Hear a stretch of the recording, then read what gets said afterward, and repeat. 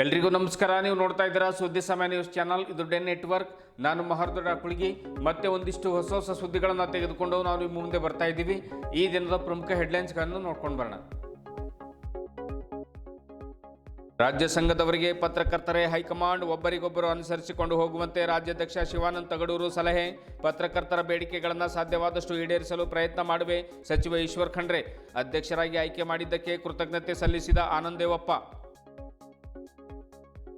Guru Nanak public ಶಾಲೆಯಲ್ಲಿ ಜರುಗಿದ ಸಂಭ್ರಮದ 50ನೇ ವಾರ್ಷಿಕೋತ್ಸವ. ಮಕ್ಕಳು ಅಂಕಗಳ ಜೊತೆಗೆ ನೈತಿಕ, ಆಧ್ಯಾತ್ಮಿಕ ಮತ್ತು ಇನ್ನಿತರ ಚಟುವಟಿಕೆಗಳ ಕಡೆಗೆ ಗಮನ ಹರಿಸಬೇಕು. ಪ್ರಕಾಶ್ ಬನ್ಸೋಡೆ. ಶಾಲೆಯ 50 ವರ್ಷಗಳ ಸುದೀರ್ಘ ಯಶೋಗಾಥೆ ಬಿಚ್ಚಿಟ್ಟ ಡಾಕ್ಟರ್ ರೇಷ್ಮಾ ಕೌರ್. ಡಾಕ್ಟರ್ ಬಾಬಾ ಸಾಹೇಬ್ ಅಂಬೇಡ್ಕರ್ ಅವರ 69ನೇ ಮಹಾಪರಿನಿರ್ವಾಣ ಸಮಾರಂಭ. ನಗರದಲ್ಲಿ ಅವರ ಪುತ್ಥಳಿಗೆ ಪೂಜೆ ಹಾಗೂ ಪುಷ್ಪನಮನ ಸಲ್ಲಿಸಿದ ಸಾವಿರಾರು ಜನರು. ರಕ್ತದಾನ ಶಿಬಿರ ಮತ್ತು ಅನ್ನದಾಸೋಹ ಕೈಗೊಂಡು ಮಾನವೀಯತೆ ಮೆರೆದ ವಿವಿಧ ಸಂಘಟನೆಗಳು. ಇಂದಿನ ಒಂದಿಷ್ಟು ವಾರ್ತೆಗಳ ವಿವರಗಳನ್ನು ನೋಡ್ಕೊಂಡು ಬರೋಣ. ರಾಜ್ಯ ಸಂಘದವರಿಗೆ ಪತ್ರಕರ್ತರೇ ನಿಜವಾದ ಹೈಕಮಾಂಡ್ ಇದ್ದಂತೆ. ಒಬ್ಬರಿಗೊಬ್ಬರು ಅನುಸರಿಸಿಕೊಂಡು ಹೋದಾಗ ಮಾತ್ರ ಸಂಘವನ್ನು ಮುನ್ನಡೆಸಿಕೊಂಡು ಹೋಗಲಿಕ್ಕೆ ಸಾಧ್ಯ ಎನ್ನುವಂಥ ಮಾತನ್ನು ಕರ್ನಾಟಕ ಕಾರ್ಯನಿರತ ಪತ್ರಕರ್ತರ ಸಂಘದ ನೂತನವಾಗಿ ಆಯ್ಕೆಯಾಗಿರುವಂತಹ ರಾಜ್ಯಾಧ್ಯಕ್ಷ ಶಿವಾನಂದ ತಗಡೂರು ಸಲಹೆ ನೀಡಿದರು. ನಗರದ ಜಿಲ್ಲಾ ಪತ್ರಿಕಾ ಭವನದಲ್ಲಿ ಆಯೋಜಿಸಿರುವಂತಹ ದತ್ತಿ ನಿಧಿ ಚೆಕ್ ಹಸ್ತಾಂತರ ಹಾಗೂ ನೂತನ ಅಧ್ಯಕ್ಷರಿಗೆ, ಪ್ರಧಾನ ಕಾರ್ಯದರ್ಶಿಗಳಿಗೆ ಅಭಿನಂದನಾ ಸಮಾರಂಭದ ಕಾರ್ಯಕ್ರಮದ ಅಧ್ಯಕ್ಷತೆಯನ್ನು ವಹಿಸಿ ಅವರು ಮಾತಾಡ್ತಾರೆ. ನೂತನ ಜಿಲ್ಲಾಧ್ಯಕ್ಷ ಆನಂದ್ ದೇವಪ್ಪ ಅವರಿಗೆ ಶುಭ ಹಾರೈಸಿದ ರಾಜ್ಯಾಧ್ಯಕ್ಷರು, ನಿಮ್ಮ ಅವಧಿಯಲ್ಲಿ ಎಲ್ಲರಿಗೂ ಸಮಾನವಾಗಿ ತೆಗೆದುಕೊಂಡು ಹೋಗಿರಿ. ರಾಜ್ಯ ಸಮ್ಮೇಳನ ಭವನದ ಮೇಲ್ಭಾಗದಲ್ಲಿ ಸಭಾಭವನ ನಿರ್ಮಾಣ, ಪತ್ರಕರ್ತರಿಗೆ ಸಹಾಯ ಸಹಕಾರ, ಆಮೇಲೆ ಉಚಿತ ಬಸ್ ಪಾಸ್ ನೀಡುವ ನಿಟ್ಟಿನಲ್ಲಿ ಉತ್ತಮವಾಗಿ ಸೇವೆಯನ್ನು ಸಲ್ಲಿಸಿರಿ ಎಂದು ಶುಭ ಹಾರೈಸಿದರು. ಜೊತೆಗೆ ಎಲ್ಲ ಪತ್ರಕರ್ತರಿಗೆ ಬಸ್ ಪಾಸ್ ಒದಗಿಸುವ ನಿಟ್ಟಿನಲ್ಲಿ ಸಚಿವರು ಸಿಎಂ ಅವರೊಂದಿಗೆ ಮಾತನಾಡಿ ಸಮಸ್ಯೆಯನ್ನು ಬಗೆಹರಿಸಬೇಕು ಎನ್ನುವಂಥ ಮಾತನ್ನು ಕೂಡ ಸಚಿವರಿಗೂ ಕೂಡ ಅವರು ಸೂಚನೆಯನ್ನು ನೀಡಿದರು. ಜಿಲ್ಲಾ ಉಸ್ತುವಾರಿ ಸಚಿವ ಈಶ್ವರ್ ಖಂಡ್ರೆ ಅವರು ಮಾತನಾಡ್ತಾ, ಪತ್ರಕರ್ತರ ಹಲವು ಬೇಡಿಕೆಗಳಿವೆ. ಆರೋಗ್ಯ ವಿಷಯ ಇರಬಹುದು, ನಿವೇಶನದ ವಿಷಯಗಳಿರಬಹುದು, ರಾಜ್ಯ ಸಮ್ಮೇಳನ ಆಯೋಜನೆ ಮಾಡತಕ್ಕಂಥದ್ದಿರಬಹುದು, ಪತ್ರಿಕಾ ಭವನದ ಮೇಲ್ಭಾಗದಲ್ಲಿ ಸಭಾಭವನ ನಿರ್ಮಾಣ ಮಾಡುವಂಥದ್ದಾಗಿರಬಹುದು, ಗ್ರಾಮೀಣ ಪತ್ರಕರ್ತರಿಗೆ ಸಂಪೂರ್ಣವಾಗಿ ಎಲ್ಲರಿಗೂ ಕೂಡ ಬಸ್ ಪಾಸ್ಗಳನ್ನು ಒದಗಿಸುವಂಥದ್ದಿರಬಹುದು. ಇವುಗಳನ್ನು ಈಡೇರಿಸಲು ಪ್ರಾಮಾಣಿಕ ಪ್ರಯತ್ನ ಮಾಡ್ತೇನೆ ಎಂದು ಹೇಳಿದರು. ಜೊತೆಗೆ ಆನಂದ್ ದೇವಪ್ಪ ಅವರು ಕೂಡ ಯುವ ಉತ್ಸಾಹಿ, ಹಿಡಿದ ಕೆಲಸ ಛಲಬಿಡದೆ ಮಾಡುವಂಥ ಯುವ ಪತ್ರಕರ್ತ. ಅವರ ಅಧ್ಯಕ್ಷತೆಯಲ್ಲಿ ಪತ್ರಕರ್ತರ ಸಂಘ ಇನ್ನು ಉತ್ತರೋತ್ತರವಾಗಿ ಬೆಳೆಯಲಿ ಎಂದು ಸಚಿವರು ಶುಭ ಹಾರೈಸಿದರು. ನೂತನ ಜಿಲ್ಲಾಧ್ಯಕ್ಷ ಆನಂದ್ ದೇವಪ್ಪ ಮಾತನಾಡ್ತಾ, ಎಲ್ಲ ಪತ್ರಕರ್ತರ ಸಹಕಾರದಿಂದ ಇಂದು ಜಿಲ್ಲಾಧ್ಯಕ್ಷನಾಗಿ ಆಯ್ಕೆಯಾಗಿದ್ದೇನೆ. ನೀವೆಲ್ಲರೂ ಕೂಡ ನನ್ನ ಮೇಲೆ ಇಟ್ಟ ಭರವಸೆಗಳನ್ನು ಈಡೇರಿಸುವ ಪ್ರಯತ್ನ ಮಾಡ್ತೇನೆ. ಎಲ್ಲರನ್ನೂ ಮುನ್ನಡೆಸಿಕೊಂಡು ಹೋಗುವ ಪ್ರಯತ್ನ ಮಾಡುತ್ತಾ ಸಂಘದ ಅಭಿವೃದ್ಧಿಗೆ ಸದಾ ಶ್ರಮಿಸುವೆ. ನಿಮ್ಮೆಲ್ಲರ ಆಶೀರ್ವಾದ ಮೊದಲು ಸಂಘದ ಮೇಲಿರಲಿ, ನಂತರ ಅಧ್ಯಕ್ಷನಾದ ನನ್ನ ಮೇಲೂ ಕೂಡ ಇರಲಿ ಎನ್ನುವಂಥ ಮಾತನ್ನು ಹೇಳ್ತಾರೆ. ಇದೇ ವೇಳೆ ನೂತನ ರಾಜ್ಯಾಧ್ಯಕ್ಷ ಶಿವಾನಂದ ತಗಡೂರು, ನೂತನ ಪ್ರಧಾನ ಕಾರ್ಯದರ್ಶಿ ಜಿಸಿ ಲೋಕೇಶ್, ಪೌರಾಡಳಿತ ಸಚಿವ ರಹೀಂ ಖಾನ್, ಮಹಾನಗರ ಪಾಲಿಕೆ ಅಧ್ಯಕ್ಷ ಮೊಹಮ್ಮದ್ ಗೌಸೋದ್ದೀನ್, ಪತ್ರಕರ್ತರಾದ ಬಾಬು ಅಲಿ, ದೀಪಕ್ ವಾಲಿ, ಬಸವರಾಜ್ ಕಾಮಶೆಟ್ಟಿ, ಮಾಳಪ್ಪ ಅಡಸಾರೆ, ಅಪ್ಪರಾವ್ ಸೌದಿ, ಶಿವಕುಮಾರ್ ಸ್ವಾಮಿ, ಕಾಜಿ ಅಲಿಯೋದ್ದೀನ್, ಮಲ್ಲಿಕಾರ್ಜುನ್ ಮರ್ಕಲೆ, ಸಿದ್ದರಾಮಯ್ಯ ಸ್ವಾಮಿ, ಬಸವರಾಜ್ ಪವಾರ್, ಪೃಥ್ವಿರಾಜ್ ಎಸ್, ನಾಗಶೆಟ್ಟಿ ಧರಂಪುರ್, ಎಂಪಿ ಮುದಾಳೆ. ಸಮಾರಂಭದಲ್ಲಿ ಇನ್ನೂ ಅನೇಕ ಜನ ಪತ್ರಕರ್ತರು ಹಾಜರಿದ್ದರು. ವಿವಿಧ ತಾಲೂಕುಗಳಿಂದ ಆಗಮಿಸಿರುವಂತಹ ಪತ್ರಕರ್ತರು ಕೂಡ ಈ ಸಂದರ್ಭದಲ್ಲಿ ಉಪಸ್ಥಿತರಿದ್ದರು. ಇದೇ ವೇಳೆ ಸಚಿವ ಈಶ್ವರ್ ಖಂಡ್ರೆ ಅವರು ತಮ್ಮ ತಂದೆಯವರಾದ ಲೋಕನಾಯಕ ಭೀಮಣ್ಣ ಖಂಡ್ರೆ ಅವರ ಹೆಸರಿನ ಮೇಲೆ ಸುಮಾರು 3 ಲಕ್ಷ ರೂಪಾಯಿಯ ದತ್ತಿ ನಿಧಿ ಚೆಕ್ ಅನ್ನು ಸಂಘದ ರಾಜ್ಯಾಧ್ಯಕ್ಷರಿಗೆ ಹಸ್ತಾಂತರಿಸಿದರು. ನಮ್ಮ ಭವಾನಿ ಸಿಂಗ್ ಠಾಕೂರ್ ಅವರು, ಹಾಗೆ ಮತ್ತೆ ನಮ್ಮ ರಾಜ್ಯ ಸಂಘದ ಅನೇಕರು ಇವತ್ತು ಇಲ್ಲಿ ಜಿಲ್ಲಾ ಸಂಘದ ಒಳಗಡೆ ಜಿಲ್ಲಾ ಅಧ್ಯಕ್ಷರುಗಳಾಗಿ ಕೆಲಸ ಮಾಡುವಂತ ಬಾಬು ವಾಲಿ ಅವರು ಇರ್ಬೋದು, ಹಾಗೆ ಸಿದ್ದರಾಮ ಸ್ವಾಮಿ ಅವರು ಇರ್ಬೋದು, ದೀಪಕ್ ವಾಲಿ ಅವರು, ಮಲ್ಲಿಕಾರ್ಜುನ್ ಬಿರಾದಾರು, ಎಲ್ಲರೂ ನನಗೆ ಬಹಳ ಸಂತೋಷ ಆಗಿದೆ. ಏನಂದ್ರೆ ಒಂದು ಲೆಕ್ಕಕ್ಕೆ ಚುನಾವಣೆ ಆಗದೇ ಇದ್ದ ಕಾರಣಕ್ಕಾಗಿ ನೀವೆಲ್ಲರೂ ಇಷ್ಟು ಜನ ಒಂದಾಗಿದ್ದೀವಿ. ಚುನಾವಣೆ ಆಗಿದ್ರೆ ಎಲ್ಲ ಬಿಡಿಬಿಡಿಯಾಗಿ ಮತ್ತೊಂದು ಸೋತವರು ದೇಶ ಸಾಸೋದು, ಕೋರ್ಟ್ಗೆ ಹೋಗೋದು, ಈ ಥರದ್ದೆಲ್ಲ ಏನೋ ಆಗ್ತಿತ್ತೇನೋ ಗೊತ್ತಿಲ್ಲ ಆಗಿದೆ. ಆದರೆ ಇದ್ರ ಮೂಲಕ ಇಡೀ ಬೀದರ್ ಜಿಲ್ಲಾ ಸಂಘ ಒಟ್ಟಾಗಿ ಒಂದು ಸಾಂಘಿಕ ಶಕ್ತಿಯಾಗಿ ನಮ್ಮ ಎದುರುಗಡೆ ಬಂದಿರುವಂಥದ್ದು ಅತ್ಯಂತ ಸಂತೋಷದ ಸಂಗತಿ ಅಂತ ಹೇಳ್ತ, ಇವತ್ತು ಈ ಸಮಸ್ಯೆ ಬಂದಂತ ಸಂದರ್ಭದಲ್ಲಿ ಬೀದರ್ ಜಿಲ್ಲೆಯಲ್ಲಿ ಅನೇಕ ಬಾರಿ ಸಮಸ್ಯೆಗಳು ಬಂದಿದೆ. ಅನೇಕ ಬಾರಿ ಸಮಸ್ಯೆಗಳು ಬಂದಾಗೆ ನಮಗೇನಂದ್ರೆ ಹೈಕಮಾಂಡ್ ಏನಂದ್ರೆ ಇವ್ರಿಗೆ ಕಾಂಗ್ರೆಸ್ ಅಥವಾ ಸರ್ಕಾರದ ಸಂದರ್ಭದಲ್ಲಿ ಬಿಜೆಪಿ ಸರ್ಕಾರ ಇರಲಿ, ಕಾಂಗ್ರೆಸ್ ಸರ್ಕಾರ ಇರಲಿ, ಏನಾದ್ರು ಸಮಸ್ಯೆ ಬಂದ್ರೆ ಹೈಕಮಾಂಡ್ ಅಂತ ಅಲ್ಲಿ ಹೋದ್ಮೇಲೆ ಎಲ್ಲ ಸಮಸ್ಯೆ ಬಗೆಹರಿಸಬೇಕು ಅಂತ. ಹಾಗೆ ನಿಮಗೆ ನಾವು ಹೈಕಮಾಂಡ್, ನಮಗೆ ನೀವೇ ಹೈಕಮಾಂಡ್. ಹಾಗಾಗಿ ಈ ಸಮಸ್ಯೆಯನ್ನ ಬಗೆಹರಿಸುವಂತ ನಿಟ್ಟಿನಲ್ಲಿ ಇವತ್ತು ಒಂದು ನಿಮ್ಮೆಲ್ಲರ ಸಹಕಾರದಿಂದ ಒಂದು ಹೆಜ್ಜೆಯನ್ನು ಇಟ್ಟಿದ್ದೇವೆ. ಆ ಕಾರಣಕ್ಕೋಸ್ಕರ ಇವತ್ತು ಬೀದರ್ ಜಿಲ್ಲಾ ಘಟಕ ಶೂನ್ಯದಲ್ಲಿ ಇಡ್ಲಿಕ್ಕೆ ಇಲ್ಲ. ಆದರೆ ಅದನ್ನ ಸಾಧ್ಯ ಮಾಡಲಿಕ್ಕೆ ನಮ್ಮ ಹೋರಾಟದ ಪರವಾಗಿ ಸಿದ್ದರಾಮಯ್ಯ ನಮಗೆ ಆ ಭರವಸೆಯನ್ನು ಕೊಟ್ಟಿದ್ರು. ನುಡಿದಂತೆ ನಡೆದು ಬಜೆಟ್ ನಲ್ಲೂ ಕೂಡ ಅದಕ್ಕೆ 5,500 ಜನ ಪತ್ರಕರ್ತರಿಗೆ ಮೊದಲ ಹಂತದಲ್ಲಿ ಉಚಿತವಾಗಿ ಬಸ್ ಪಾಸ್ ಕೊಡುವಂತ ತೀರ್ಮಾನವನ್ನು ಮಾಡಿ ಸರ್ಕಾರ ಯಾವ್ದಾರಿದ್ರೆ ಅದು ಸಿದ್ದರಾಮಯ್ಯ ನೇತೃತ್ವದ ಸರ್ಕಾರ. ಕೆ.ವಿ. ಪ್ರಭಾಕರ್ ಅವರು ಅದನ್ನ ಆ ಮುಂಚೂಣಿಯಲ್ಲಿ ನಿಂತು ಆ ಕೆಲಸವನ್ನು ಮಾಡಿಸ್ಕೊಟ್ಟಿದ್ದಾರೆ. ಅದು ಈಗ ಕಾರ್ಯರೂಪಕ್ಕೆ ಬರ್ತಾ ಇದೆ. ಹಂತ ಹಂತವಾಗಿ ಎಲ್ಲರಿಗೂ ಕೂಡ ಆ ಬಸ್ ಪಾಸ್ ಸೌಲಭ್ಯ ಸಿಗುವಂತದ್ದಾಗುತ್ತೆ. ಅದರ ಆಚೆಯೂ ಕೂಡ ಪತ್ರಕರ್ತರ 8 ಸ್ಕೀಮ್ಗಳನ್ನು ನಾವು ಕೇಳಿದ್ವಿ. ತುಮಕೂರಿನಲ್ಲಿ ನಡೆದ ಸಮ್ಮೇಳನದಲ್ಲಿ ಅಲ್ಲೂ ಕೂಡ ಅವರು ಭರವಸೆಯನ್ನು ಕೊಟ್ಟಿದ್ರು. ಭರವಸೆ ಕೊಟ್ಟಂತೆ ಅವರು ಮುಖ್ಯಮಂತ್ರಿಗಳ ಮಾಧ್ಯಮ ಸಂಜೀವಿನಿ ಅಂತೇಳಿ ಯೋಜನೆಯನ್ನು ರೂಪಿಸಿ ಜಾರಿಗೆ ಕೊಟ್ಟಿದ್ದಾರೆ. ಅದು ನಾವು ಅಕ್ರೆಡಿಟೆಡ್ ಜರ್ನಲಿಸ್ಟ್ಗಳಿಗೆ ಮಾತ್ರ ಅಂತ ಸೀಮಿತ ಮಾಡಿದ್ದಾರೆ ವಾರ್ತಾ ಇಲಾಖೆಯಲ್ಲಿ. ಮುಂದಿನ ದಿನಮಾನಗಳಲ್ಲಿ ಅದನ್ನ ಮಾಧ್ಯಮ ಪಟ್ಟಿಯಲ್ಲಿ ಸೇರಿರುವಂತ ಪತ್ರಿಕೆಗಳಲ್ಲಿ ಕೆಲಸ ಮಾಡುವಂತ ಎಲ್ಲ ಪತ್ರಕರ್ತರಿಗೆ ಆ ಸೌಲಭ್ಯವನ್ನು ಕೊಡಬೇಕು ಅಂತೇಳಿ ಈ ಮೂಲಕ ನಾನು ಇಬ್ಬರು ಸಚಿವರನ್ನು ಕೂಡ ನಿಮ್ಮೆಲ್ಲರ ಚಪ್ಪಾಳೆ ಮೂಲಕ ಒತ್ತಾಯವನ್ನ ಮಾಡ್ತಾ ಇದ್ದೀನಿ. ಅಂತವರಿಗೆ ಪರಿಹಾರ ಕೊಡಿಸುವಂಥದ್ದು, ಅವರಿಗೆ ಪತ್ರಕರ್ತರಿಗೆ ರಕ್ಷಣೆ ಕೊಡಿಸುವಂಥದ್ದು, ಅವರಿಗೆ ಭದ್ರತೆ ಕೊಡುವಂಥದ್ದು, ಅವರಿಗೆ ಬಸ್ ಪಾಸ್ ಬಗ್ಗೆ ಈಗಾಗಲೇ ಹೇಳಿದ್ರು. ಇವತ್ತೇನು ಗ್ರಾಮೀಣ ಭಾಗದಲ್ಲಿ ಬರುತ್ತಾ ಪತ್ರಕರ್ತ ಮಿತ್ರರಿಗೆ ಇವತ್ತು ಫ್ರೀಯಾಗಿ ಪ್ರಯಾಣ ಮಾಡಲಿಕ್ಕೆ ಬಸ್ ಪಾಸ್ ಕೊಡಬೇಕು ಅಂತ ಹೇಳಿ ಏನೊಂದು ಇವತ್ತು ಪ್ರಾರಂಭ ಆಗಿದೆ.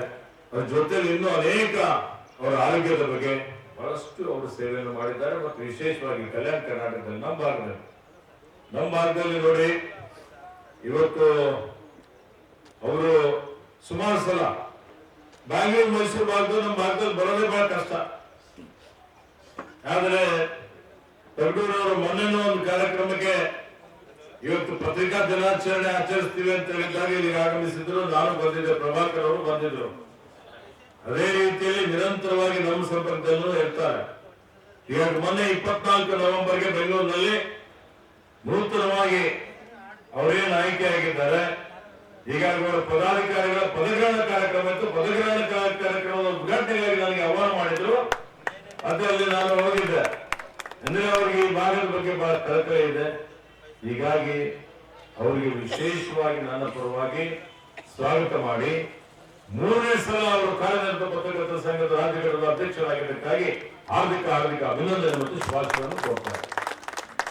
ಅದೇ ರೀತಿಯಲ್ಲಿ ಇವತ್ತು ಆನಂದ ದೇವಪ್ಪ ಸಹಿತ ಸುಮಾರು ವರ್ಷದಿಂದ ಒಬ್ಬ ಯುವಕ ಮುಖಂಡನಾಗಿ ಅತ್ಯಂತ ಕ್ರಿಯಾಶೀಲ ಒಬ್ಬ ಸಮಾಜದಲ್ಲಿ ಕೆಲಸ ಮಾಡಿ ಎಲ್ಲರ ಜೊತೆಯಲ್ಲಿ ಅತ್ಯಂತ ಉತ್ತಮವಾದಂತಹ ಒಂದು ಬಾಂಧವ್ಯವನ್ನು ಇಟ್ಕೊಂಡು ಮಾಧ್ಯಮದ ಬಗ್ಗೆನೂ ಹೆಚ್ಚಿನ ಒಂದು ಕಳಕಳಿಯನ್ನು ಇಟ್ಕೊಂಡು ನಮ್ಮ ಜಿಲ್ಲೆ, ನಮ್ಮ ಭಾಗ, ನಮ್ಮ ರಾಜ್ಯ ಅಭಿವೃದ್ಧಿ ಆಗಬೇಕು ಅನ್ನುವಂತ ನೀತಿನಲ್ಲಿ ಅವೆಲ್ಲೂ ಶ್ರಮ ಮಾಡ್ತಾ ಹೇಳಿದ್ರೆ ಬಹಳ ತಾಳ್ಮೆ ಬಹಳ ಅತ್ಯಂತ ಮಹತ್ವದಾದಂಥದ್ದು ಅಂತ ನಾನು ಹೇಳಿಕೆ ಬಯಸ್ತಾ ಇದ್ದೀನಿ. ಹೀಗಾಗಿ ಅದರಲ್ಲಿ ಇವತ್ತು ವಿಶೇಷವಾಗಿ ನಮ್ಮ ಬೀದರ್ ಜಿಲ್ಲೆಯಲ್ಲಿ ಒಳ್ಳೆ ಸಂದೇಶ ಹೋಗಿದೆ. ಇಲ್ಲಿ ಯಾವುದೇ ರೀತಿಯ ಸ್ಪರ್ಧೆ ಆಗಲಿಲ್ಲ, ಚುನಾವಣೆನೂ ಆಗಲಿಲ್ಲ. ಅವಿರೋಧವಾಗಿ ಎಲ್ಲರೂ ಒಮ್ಮತದಿಂದ ತಮ್ಮ ಅಭಿಪ್ರಾಯ ಭೇದಗಳನ್ನು ಮರೆತು ಒಂದೇ ಒಂದು ನಾಮಪತ್ರ ಹಾಕದೆ ನಮ್ಮ ಆನಂದ್ ದೇವಪ್ಪಗೆ ಇವತ್ತು ನೀವೆಲ್ಲ ಕೂಡಿ ಆಯ್ಕೆ ಮಾಡಿದ್ದಕ್ಕಾಗಿ ಬಹಳ ಜನ ಶ್ರಮ ಮಾಡಿದ್ದಾರೆ. ಇವತ್ತು ನೋಡಿದ್ರೆ ಮಾಧ್ಯಮದಲ್ಲಿ ನೀವೆಲ್ಲ ಕೂಡ ಆಯ್ಕೆ ಮಾಡಿದ್ರೆ ನಮ್ದಾರ್ದು ಪಾತ್ರ ಏನಿಲ್ಲ, ಎಲ್ಲರ ಆಶೀರ್ವಾದ ಬೇಕಾಗ್ತದೆ. ಹೀಗಾಗಿ ಅವರೆಲ್ಲರನ್ನ ಆಶೀರ್ವಾದ ಮಾಡ್ತಾರೆ ಅಂತ ಹೇಳಿದ್ಮೇಲೆ ನಾನು ದೇಶ ಒಳಗೆ ಬಂದಿದ್ದೀನಿ. ಆ ಮಾತ್ರ ಕೂಡ ತಂದಿದ್ರೆ ಹೇಳ್ತೀನಿ ಅಂತ. ಹೀಗಾಗಿ ಅವರ ಆಶೀರ್ವಾದ ಕೂಡ ಮುಂದಿನ ದಿವಸದಲ್ಲಿ ಇರಬೇಕು. ನಾನು ಮಾನ್ಯ ಅಧ್ಯಕ್ಷರಿಗೆ ಬೆಂಗಳೂರು ಹೋದಾಗ ಕೂಡ ನಾನು ರಿಕ್ವೆಸ್ಟ್ ಮಾಡಿದ್ದೆ, ರಾಜ್ಯ ಸಮ್ಮೇಳನ ಸರ್ ನಿಮ್ಮ ಸಂಘದಲ್ಲಿ ಯಾವ ಕಾರ್ಯಕ್ರಮ ಇದೆ ಅಂದಾಗ ಅವರು 3-4 ಕಾರ್ಯಕ್ರಮ ದೊಡ್ಡ ಕಾರ್ಯಕ್ರಮ ಇದೆ ಅಂದ್ರು. ನಾನು 2 ವರ್ಷ 3 ವರ್ಷ ಎಷ್ಟು ವರ್ಷ ಇರ್ತೀನಿ ಸರ್ ತಮ್ಮ ಆಶೀರ್ವಾದದಿಂದ. ಆ 2-3 ವರ್ಷದ ಅವಧಿಯಲ್ಲಿ ನಮ್ಗೆ ಎಲ್ಲಾ ಕಾರ್ಯಕ್ರಮಗಳು ಈ ಸಲ ಬೀದರ್ ಜಿಲ್ಲೆಯ ಅವಕಾಶ ಮಾಡಿಕೊಡ್ರಿ. ನಾವೆಲ್ಲ ಪತ್ರಕರ್ತರು ಸೇರಿ ಒಳ್ಳೆ ರೀತಿಯಿಂದ ಒಂದು ಅದ್ಭುತ ಕಾರ್ಯಕ್ರಮ ನಾವು ರಾಜ್ಯ ಸಮ್ಮೇಳನ ಇರಲಿ, ಪ್ರತಿನಿಧಿ ಕಾರ್ಯಕ್ರಮ ಇರಲಿ ಅಥವಾ ರಾಜ್ಯ ಮಟ್ಟದ ಕ್ರೀಡಾ ಸ್ಪರ್ಧೆ ಇರಲಿ ಒಳ್ಳೆ ಮಟ್ಟದ ನಾವು ಮಾಡಿ ತೋರಿಸ್ತೀವಿ ಅಂತ ಹೇಳಿ ಒಂದು ಹೇಳಿದಾಗ ಮಾತ್ರ ನಾನು ಒಂದೇ ಸರ್ ಪೂರ್ವ ಕನ್ನಡ ಅವರೆಲ್ಲ ಮಾಡಲು ಬರ್ತೀನಿ ಅಂತ ಹೇಳಿ ಒಪ್ಪಿದ್ದಾರೆ. ಅದನ್ನ ಒಂದು ಕಾರಣ ಇವತ್ತು ನಾವು ಜಿಲ್ಲಾಧ್ಯಕ್ಷ ಆಗ್ಲಿಕ್ಕೆ ಅಂತ ಹೇಳಿ ಈ ಸಂದರ್ಭದಲ್ಲಿ ಹೇಳಿ, ಮತ್ತೆ ಬಹಳ ಜನ ಇವತ್ತ ಚುನಾವಣೆ ಸಂದರ್ಭದಲ್ಲಿ ಈಗಾಗಲೇ ಅದ್ರ ಬಗ್ಗೆ ನಾನು ಜಾಸ್ತಿ ಮಾತಾಡಲ್ಲ. ಚುನಾವಣೆ ಸಂದರ್ಭದಲ್ಲಿ ಏನೋ ಹೆಚ್ಚು ಕಮ್ಮಿ ಆಗಿರ್ಬೋದು. ಯಾಕೆ ಚುನಾವಣೆ ಅಂದ್ರೆ ಇದೆಲ್ಲ ಕಾನೂನು, ಇದೆಲ್ಲ ಮಾಮೂಲು. ನಮ್ಮಿಂದ ಏನಾದರೂ ತಪ್ಪಾದ್ರೆ ತಾವೆಲ್ಲ ಕ್ಷಮಿಸಬೇಕು.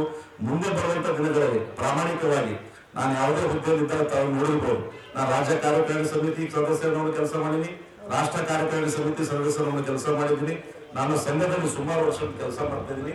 ಇವತ್ತು ಅಧ್ಯಕ್ಷ ಸ್ಥಾನ ನನಗೆ ಸಿಕ್ಕಿದೆ.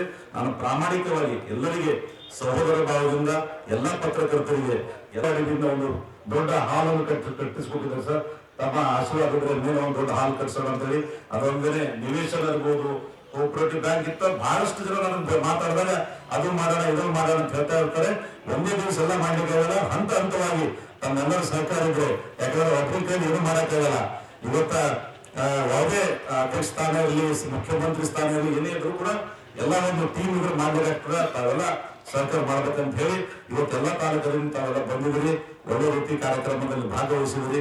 ತಮ್ಮೆಲ್ಲರಿಗೂ ಧನ್ಯವಾದ ಹೇಳಿ, ನಮ್ಗೆ ಸುಮಾರು ನಾವು ಬಹಳ ಸಲ ಅಧ್ಯಕ್ಷರಾಗ ನಾವು ಸೀರಿಯಸ್ ತೋರಿಸಿಲ್ಲ. ಯಾಕಂದ್ರೆ ನಾವು ಅಧ್ಯಕ್ಷ ಆದಂತಂದ್ರೆ ರಾಜ್ಯದಲ್ಲಿ ಒಳ್ಳೆ ಅಧ್ಯಕ್ಷ ಇರ್ಲಿಲ್ಲ ಅಂತಂದ್ರೆ ಅದಕ್ಕೆ ಕೆಲಸಕ್ಕೆ ಆಗಲ್ಲ ಅಂತ ಹೇಳಿ ಇವತ್ತು ಸುವರ್ಣ ತಗೊಂಡು ಒಂದು ಗ್ರೂಪರ ಅವ್ರ ಕಾರ್ಯಚಟುವಟಿಕೆ ನೋಡಿ ಅಂತವ್ರ ಜೊತೆ ಅಧ್ಯಕ್ಷ ಆದ್ರೆ ನಮ್ಮನ್ನು ಕೀಮತ್ ಬರ್ಕೊ ಅಂತ ಹೇಳಿ ಇವತ್ತು ಅವ್ರ ಅಧ್ಯಕ್ಷ ಆದಾಗ ನಾವು ಅಧ್ಯಕ್ಷ ಆಗ್ಬೇಕಂತ ಹೇಳಿ ನಾನು ಅಧ್ಯಕ್ಷ ಆಗ್ಲಿಕ್ಕೆ ಮುಂದಾಗಿ ತಮ್ಮೆಲ್ಲರ ಆಶೀರ್ವಾದದಿಂದ ಎಲ್ಲ ಹಿರಿಯರ ಆಶೀರ್ವಾದದಿಂದ ಇವತ್ತು ಅಧ್ಯಕ್ಷ ಆಗಿದ್ದೀನಿ. ತಮ್ಮೆಲ್ಲರಿಗೆ ಮತ್ತೊಮ್ಮೆ ಧನ್ಯವಾದ ಹೇಳಿ ನನಗೆ ಅಧ್ಯಕ್ಷ ಮಾಡಿದ್ದಕ್ಕಾಗಿ ತಮ್ಮೆಲ್ಲರ ಆಶೀರ್ವಾದ ಸಂಘದ ಮೇಲೆ ಮೊದಲಿರಲಿ, ಆಮೇಲೆ ನನ್ನ ಮೇಲೆ ಇರಲಿ ಅಂತ ಹೇಳಿ ಎಲ್ಲರಿಗೆ ಧನ್ಯವಾದಗಳು ಹೇಳಿ ಒಂದೆರಡು ಮಾತು ಮುಗಿಸ್ತೀನಿ. ಜೈ ಹಿಂದ್, ಜೈ ಕರ್ನಾಟಕ. ಗುರುನಾನಕ್ ಶಾಲೆಯ ಆಡಳಿತ ಮಂಡಳಿಯ ಉಪಾಧ್ಯಕ್ಷೆಯಾಗಿರ್ತಕ್ಕಂಥ ಡಾಕ್ಟರ್ ರೇಷ್ಮಾ ಕೌರ್ ಅವರು ಈ ಸಂದರ್ಭದಲ್ಲಿ ಮಾತನಾಡ್ತಾ ವಾರ್ಷಿಕ ವರದಿ ವಾಚನ ಮಾಡಿ ಶಾಲೆಯ 5 ದಶಕಗಳ ಸುದೀರ್ಘ ಪಯಣದ ಒಂದು ಸಾಹಸಗಾಥೆಯನ್ನು ತೆರೆದಿಟ್ಟರು. ಅವರು ನಗರದ ಗುರುನಾನಕ್ ಪಬ್ಲಿಕ್ ಶಾಲೆಯಲ್ಲಿ ಆಯೋಜನೆ ಮಾಡಿರ್ತಕ್ಕಂಥ 50ನೇ ವರ್ಷದ ವಾರ್ಷಿಕೋತ್ಸವ ಸಮಾರಂಭವನ್ನು ಉದ್ದೇಶಿಸಿ ಮಾತನಾಡ್ತಾರೆ. ಈ 50 ವಸಂತಗಳಲ್ಲಿ ಶಾಲೆಯ ಬೋಧಕ ಬೋಧಕೇತರ ಸಿಬ್ಬಂದಿಗಳ ಕಠಿಣ ಪರಿಶ್ರಮದಿಂದಾಗಿ ಶಾಲೆಯು ಹಂತ ಹಂತವಾಗಿ ಬೆಳೆದು ಬಂದ ಬಗ್ಗೆ ವಿವರಿಸುತ್ತಾ ಇದರ ಶ್ರೇಯೋಭಿವೃದ್ಧಿಗೆ ಶ್ರಮಿಸಿದ ಎಲ್ಲ ಸಿಬ್ಬಂದಿ ವರ್ಗದವರಿಗೂ ಮತ್ತು ಸಹಕರಿಸಿರುವ ಪಾಲಕರಿಗೂ ಅಭಿನಂದಿಸಿದರು. ಗುರುನಾನಕ್ ಶಿಕ್ಷಣ ಸಂಸ್ಥೆ 50 ವರ್ಷಗಳ ಸಾಧನೆ ಪ್ರಯುಕ್ತವಾಗಿ 50ನೇ ವಾರ್ಷಿಕೋತ್ಸವ ಯಶಸ್ವಿಯಾಗಿ ಜರುಗಿತು. ಹಿರಿಯ ಸಿವಿಲ್ ನ್ಯಾಯಾಧೀಶರು ಮತ್ತು ಸದಸ್ಯ ಕಾರ್ಯದರ್ಶಿಗಳಾಗಿರ್ತಕ್ಕಂಥ ಜಿಲ್ಲಾ ಕಾನೂನು ಸೇವೆಗಳ ಪ್ರಾಧಿಕಾರದ ಒಂದು ಪ್ರಕಾಶ್ ಅರ್ಜುನ್ ಬನ್ಸೋಡೆ ಅವರು ಕೂಡ ಈ ಸಂದರ್ಭದಲ್ಲಿ ಮಾತನಾಡ್ತಾರೆ. ವಿದ್ಯಾರ್ಥಿಗಳು ಅಂಕಗಳನ್ನು ಗಳಿಸುವುದರ ಜೊತೆಗೆ ನೈತಿಕ, ಆಧ್ಯಾತ್ಮಿಕ, ಬೌದ್ಧಿಕ ಮತ್ತು ಮಾನಸಿಕವಾಗಿ ಬೆಳೆದರೆ ಯಶಸ್ಸು ಕಟ್ಟಿಟ್ಟ ಬುತ್ತಿ ಎನ್ನುವಂಥ ಮಾತನ್ನು ಕೂಡ ಅವರು ಹೇಳಿದರು. ಮಕ್ಕಳಿಗೆ ಹೆಚ್ಚು ಸಮಯ ಮೀಸಲಿಡಿ. ಮಕ್ಕಳ ಬೆಳವಣಿಗೆಯಲ್ಲಿ ಪಾಲಕರ ಪಾತ್ರ ಅತಿ ಮಹತ್ವದ್ದಾಗಿದೆ. ನೈಜ ಆಸ್ತಿ ಪಾಲಕರು ಮಕ್ಕಳಿಗಾಗಿ ಆಸ್ತಿ ಮಾಡುವುದಕ್ಕಿಂತ ಹೆಚ್ಚಾಗಿ ಅವರಿಗೆ ಸಮಯ ಮೀಸಲಿಡಬೇಕು. ಸದ್ಗುಣಗಳನ್ನು ಬಿತ್ತಿ ಸ್ವಾವಲಂಬಿಗಳನ್ನಾಗಿಸುವ ಶಿಕ್ಷಣ ನೀಡುವುದು ಇಂದಿನ ತುರ್ತು ಅಗತ್ಯವಾಗಿದೆ. ಡಾಕ್ಟರ್ ರೇಷ್ಮಾ ಕೌರ್ ಅವರು ಈ ಸಂದರ್ಭದಲ್ಲಿ ಈ ಎಲ್ಲ ವಿಷಯಗಳನ್ನು ತಿಳಿಸ್ತಾರೆ. ಇದೇ ವೇಳೆ ವೆಟರ್ನರಿ ಕಾಲೇಜಿನ ಡೀನ್ರಾದ doctor Manik Kishan Tandle, Shrimati Shaini Pradeep Gunti, doctor S Balbir Singh, ಕಾರ್ಯದರ್ಶಿಗಳಾದ ಸರ್ದಾರ್ ನಾನಕ್ ಸಿಂಗ್, ಸರ್ದಾರ್ ಪ್ರೀತಮ್ ಸಿಂಗ್, ಪ್ರಾಂಶುಪಾಲರಾದ ಶ್ರೀಮತಿ ನಳಿನಿ ಡಿಜಿ, ಆಮೇಲೆ ಅಮ್ಜದ್ ಅಲಿ, ಡೀನ್ರಾಗಿರ್ತಕ್ಕಂಥ ಬಿ ಹನುಮಾನ್, ಮುಖ್ಯ ಗುರುಗಳಾದ ಶ್ರೀಮತಿ ಆರಿಫ್ ಹಾದಿ ಹಾಗೂ ಸಿಬ್ಬಂದಿ ವರ್ಗದವರು ಉಪಸ್ಥಿತರಿದ್ದರು. ಇದೇ ಸಂದರ್ಭದಲ್ಲಿ ಗುರುನಾನಕ್ ಶಾಲೆಯ ಸುವರ್ಣ ಮಹೋತ್ಸವ ನಿಮಿತ್ತ ಶಾಲೆಯ ಸಂಚಿಕೆ ಬಿಡುಗಡೆ ಮಾಡಲಾಯಿತು. ಸುಮಾರು 25 ವರ್ಷ ಶಾಲೆಯಲ್ಲಿ ಸೇವೆ ಸಲ್ಲಿಸಿದ ಸಿಬ್ಬಂದಿ ವರ್ಗದವರಿಗೂ ಕೂಡ ಅತ್ಯಂತ ಗೌರವದಿಂದ ಸನ್ಮಾನಿಸಲಾಯಿತು. Congratulations once again all the Lily House Masters, students. Okay. Grand party. We hope so.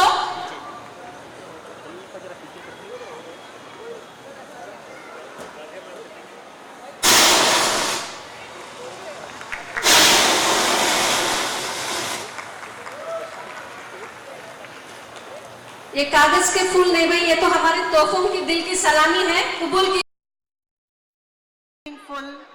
As the institution completes 5 decades of shaping young minds with values, discipline and academic excellence. Our Golden Jubilee celebrations have strengthened our resolve to carry forward the founding ideals with renewed purpose and vision. 50 साल में कई मौसम बदल गए, 50 साल में कई मौसम बदल गए, पर गुरु नानक पब्लिक स्कूल के रंग नहीं बदले. हमने बच्चों में जो अच्छाई बोई थी कभी, हमने बच्चों में जो अच्छाई बोई थी कभी, वो आज फूल बनकर हमारे दामन में ढल गए. In this milestone year, our students continued to enthusiastically participated in a plantation drive, planting saplings across the campus and surrounding areas. The initiative not only promoted environmental awareness but also underlined our students' commitment to sustainability and responsible citizenship. We started to reconnect ಸಮಾಜದಲ್ಲಿ with our ಅನೇಕ ಜನ alumni ಸ್ವಾಮೀಜಿಗಳು in ಈಗಾಗಲೇ ಪ್ರಚಾರವನ್ನು 2024 itself. Alumni meets were organized in Bidar, Bangalore and Hyderabad, and finally the Golden Jubilee Alumni Meet was organized in Bidar in GNPS campus on 4th of October 2025. 1,500 our alumni had registered and 1,200 alumni attended the meet, and it was a great opportunity to reconnect and relive the old memories. A landmark highlight of the Golden Jubilee year was the achievement of the Guinness World Record with 5,434 participants solving the Rubik Cube simultaneously at one place, a moment of collective pride, teamwork and determination. The achievement was the victory of the entire family, that is Guru Nanak Group of institutions, united by one vision and one purpose. We proved that when ಇನ್ನು Basava hearts come ತತ್ವ ಧರ್ಮ together ತತ್ವ ಹೆಚ್ಚಿನ with ಪ್ರಮಾಣದಲ್ಲಿ determination, ವಿಶ್ವದ ತುಂಬೆಲ್ಲ even the ಪ್ರಸಾರ ಆಗಬೇಕಾಗಿದೆ impossible ಎಂದು can be ಪೂಜ್ಯರು achieved. ಹೇಳ್ತಾರೆ. ರಾಷ್ಟ್ರೀಯ ಬಸವ ದಳದ ರಾಜ್ಯಾಧ್ಯಕ್ಷ ಬಸವರಾಜ್ ಪಾಟೀಲ್ ಸಂವಿಧಾನ ಶಿಲ್ಪಿ ಡಾಕ್ಟರ್ ಬಾಬಾ ಸಾಹೇಬ್ ಅಂಬೇಡ್ಕರ್ ಅವರ 69ನೇ ಮಹಾಪರಿನಿರ್ವಾಣ ದಿನದ ಪ್ರಯುಕ್ತವಾಗಿ ನಗರದ ಅಂಬೇಡ್ಕರ್ ವೃತ್ತದಲ್ಲಿ ಅವರ ಪುತ್ಥಳಿಗೆ ಮಾಲಾರ್ಪಣೆ ಪುಷ್ಪ ನಮನವನ್ನು ಸಾವಿರಾರು ಜನರು ಸಲ್ಲಿಸಿದರು. ವೃತ್ತವನ್ನು ಪುಷ್ಪ ಮತ್ತು ವಿದ್ಯುತ್ ದೀಪಗಳಿಂದ ಅಲಂಕರಿಸಲಾಗಿತ್ತು. ಅಂಬೇಡ್ಕರ್ ವೃತ್ತದಲ್ಲಿ ಪ್ರತಿ ವರ್ಷದಂತೆ ಈ ವರ್ಷವೂ ಕೂಡ ಅನ್ನದಾಸೋಹವನ್ನು ಏರ್ಪಡಿಸಲಾಗಿತ್ತು. ವಿವಿಧ ಸಂಘಟನೆಗಳ ಪ್ರಮುಖರು ಗ್ರಂಥಗಳನ್ನು ಮಾರಾಟ ಮಾಡ್ತಾ ಇದ್ರು. ಜೊತೆಗೆ ವಿಶೇಷವಾಗಿ ಉಚಿತ ರಕ್ತದಾನ ಶಿಬಿರ ಕೂಡ ಏರ್ಪಡಿಸಲಾಗಿತ್ತು. ಸುಮಾರು ಯುವಕರು ರಕ್ತದಾನವನ್ನು ನೀಡಿ ಮಾನವೀಯತೆಯನ್ನು ಮೆರೆದರು. ಜೈ ಭೀಮ್, ಅಂಬೇಡ್ಕರ್ ಅವರಿಗೆ ಜಯವಾಗಲಿ ಎನ್ನುವಂಥ ಜಯಘೋಷಗಳು ಎಲ್ಲೆಡೆ ಮೊಳಗಿದವು. ಹೊಸ ಬಟ್ಟೆಗಳನ್ನುಟ್ಟು ಉತ್ಸಾಹದಿಂದ ದಲಿತ ಪರ ಸಂಘಟನೆಗಳ ಪ್ರಮುಖರು ಸೇರಿದಂತೆ ಹಲವರು ಡಾಕ್ಟರ್ ಬಾಬಾ ಸಾಹೇಬರಿಗೆ ಗೌರವ ನಮನಗಳನ್ನು ಸಲ್ಲಿಸ್ತಾರೆ. ನಗರದಲ್ಲಿ ಸಂವಿಧಾನ ಶಿಲ್ಪಿಗೆ ತಮ್ಮ ಗಾಯನಗಳ ಮೂಲಕ ಒಂದು ಗೌರವಗಳನ್ನು ಕೂಡ ಸಲ್ಲಿಸಿರುವಂಥ ದೃಶ್ಯ ಕಂಡುಬಂತು.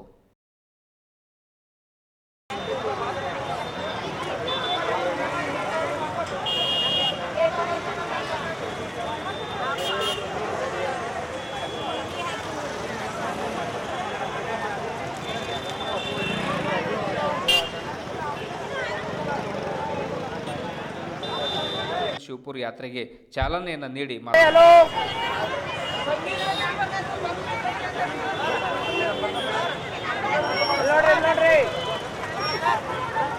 ಮಾತನಾಡ್ತಾರೆ. ಪೂಜ್ಯ ಚನ್ನಬಸವಾನಂದ ಸ್ವಾಮೀಜಿಯವರ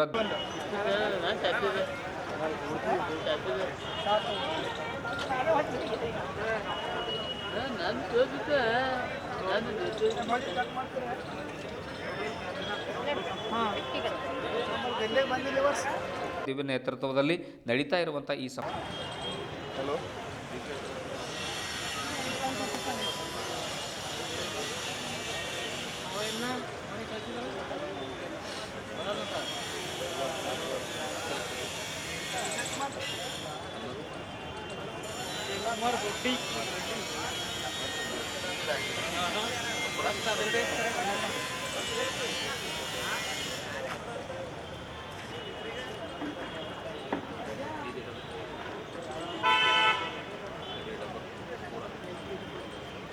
ಸಮಾವೇಶದಲ್ಲಿ ಅನೇಕರು ಭಾಗವಹಿಸ್ತಾ ಇದ್ದಾರೆ. ಇದುವರೆಗೂ ಸುದ್ದಿ ಕೊಟ್ಟಿರುವ ನಾನು ಮಹಾರುದ್ರ ಆಕಳಿಗೆ ಮತ್ತೆ ಮುಂದಿನ ವಾರ್ತೆಗಳೊಂದಿಗೆ ಭೇಟಿಯಾಗೋಣ. ವಂದನೆಗಳು.